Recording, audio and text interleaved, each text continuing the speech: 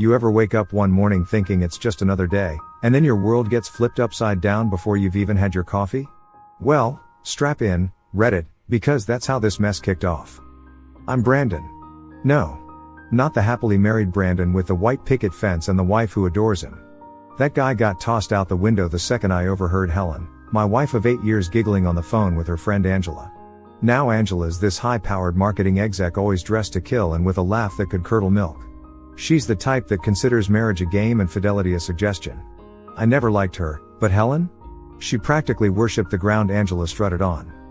So there I was, passing by Helen's home office door on my way to the kitchen, and I catch the snippet of their conversation. Brandon doesn't have to know. It's just a bit of fun. You deserve more than his tired old-fashioned view of marriage. It hit me like a punch to the gut. My Helen, the one who'd stand by me through thick and thin, getting an earful of this garbage, why, and agreeing with it. I knew I should have given Helen the choice, Angela or me, earlier, but I messed up and here I am now. I felt this cold rage settle in as I stood there, my hand clenched around the doorknob. This wasn't just a casual chat. This was my wife, being egged on by her so-called friend to cheat. To toss everything we had built together in the trash. And the worst part, she was laughing. That sound, it was like she'd completely forgotten who she was, or maybe I never knew her at all. That's the raw, unfiltered start of my story, folks. No sweet walks down memory lane here. Just the bitter truth of a man who got a wake-up call he never asked for. I scoured through our bank statements, credit cards, phone bills, you name it. I was looking for anything, a clue that Helen was taking these suggestions from Angela to heart, but here's the kicker, folks. There was nothing. Not a zilch. Our bank statements were as mundane as they come. Groceries, a charge for a new blender because I broke ours trying to make margaritas the usual. Phone bills? The most scandalous thing was the overage charge from Helen's mom calling to talk her ear off. I even started checking the mileage on her car. Yeah. I got that desperate. But every time it added up perfectly to her working back, maybe a little detour to grocery store or the gym. It was infuriating. It was like I was trying to catch smoke with my bare hands. Hello, everyone. Regrettably, the vast majority of viewers are not currently subscribed to our channel. It would be greatly appreciated if you could take just a moment and click on the subscribe button. Subscribing is free, and you can unsubscribe at any time. We apologize for any inconvenience, and we sincerely thank you if you decide to subscribe. Then there was Angela, who was as slippery as an eel. I dropped by Helen's boutique unannounced, hoping to catch them in some illicit planning session, but it was always business as usual. Smiles, chatter about sales targets, and not even a hint of the deception I'd overheard. It made me doubt my own ears. Had I really heard what I thought I did? I felt like I was living in some parallel universe where everything looked exactly the same, was completely different. She was the perfect wife by all accounts. And Angela, the master manipulator, seemed like the supportive best friend. But you know that feeling in your gut, that gnawing, twisting certainty that something's off, it wouldn't let up. It kept me awake at night, staring at the ceiling, while Helen slept peacefully beside me. I'd lay there listening to the rhythm of her breath, wondering if she was dreaming of a life without me. A life Angela had convinced her she deserved. I couldn't shake it. So I kept watching, waiting, because that's what you do when you love some, right? You hope you're wrong about them even when everything inside of you is screaming that you're not. Hey, Reddit. It's Brandon again. When I last left off, I was hanging by a thread. Remember? Well, that thread's been fraying like crazy every day, the same routine. Wake up, watch Helen for any signs, any slip up, any hint that could prove she wasn't the woman I thought she was. It was eating me alive. I started to lose it on my workshop, which used to be my sanctuary, started to feel like a prison.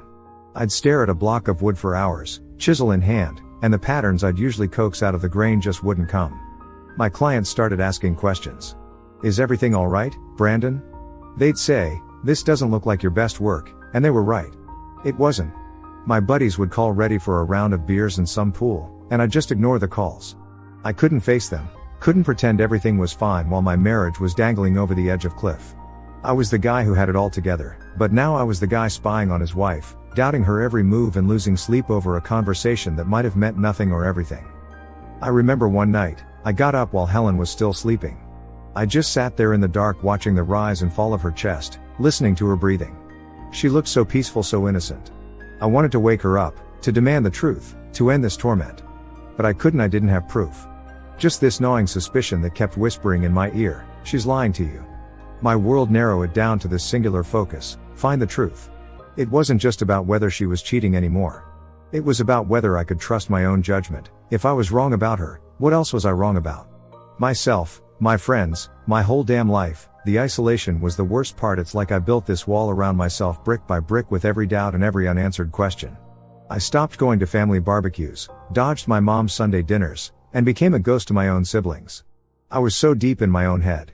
I couldn't find the way out. Alright. Reddit, it's Brandon again.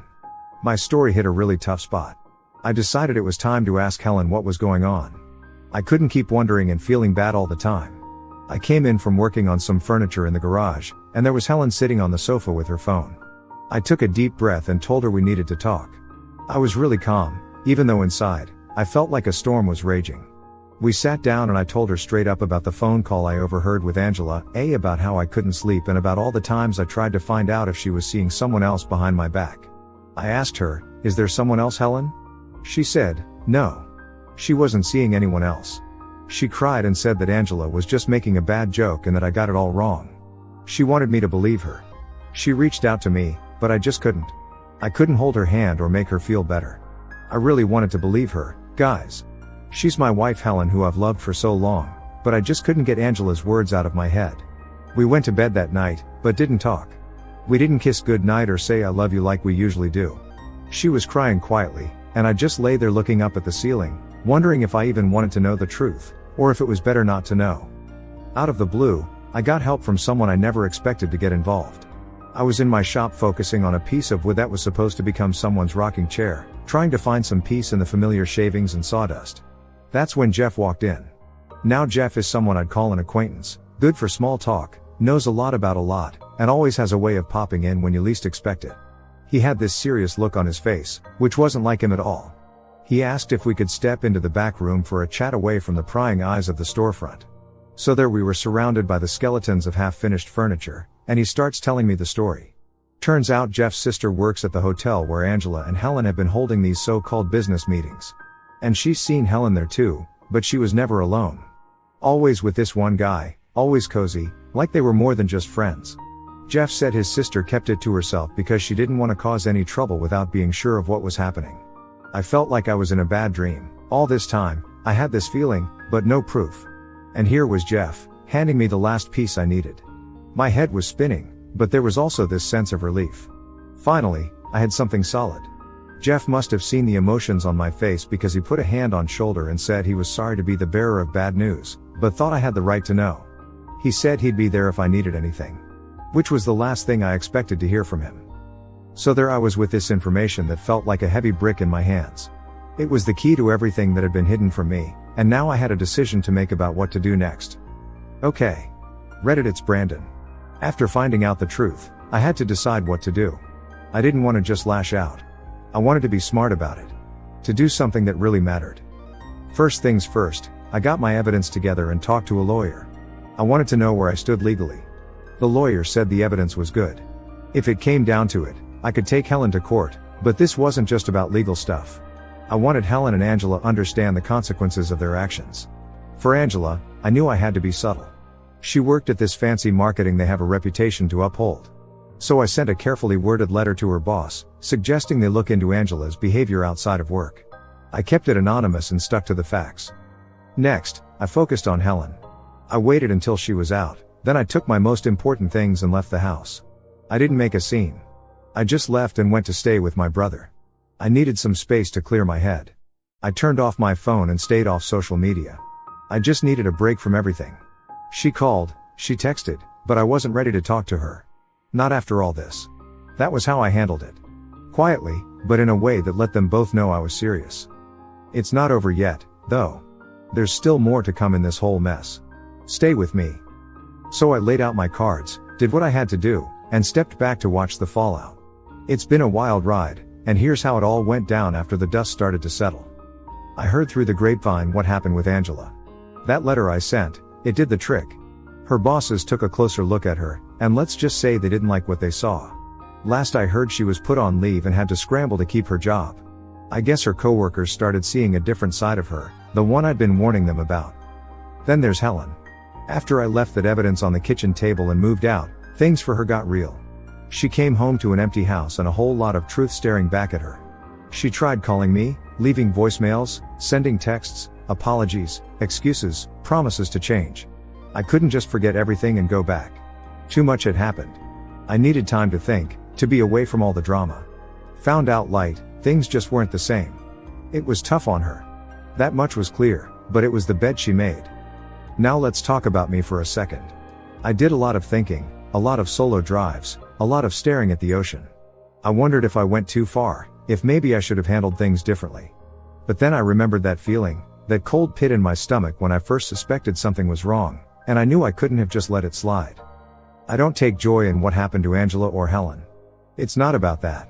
It's about actions and consequences. I had to face mine and they had to face theirs. I just wish it hadn't come to all this. So here I am working in my shop again, finding peace in the grains of wood, in the smell of sawdust.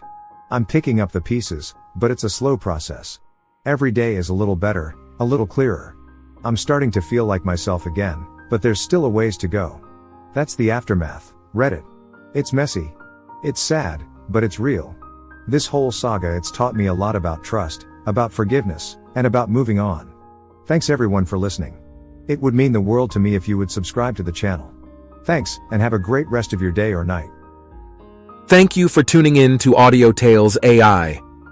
If you enjoyed today's story, remember to hit that like button and subscribe to our channel.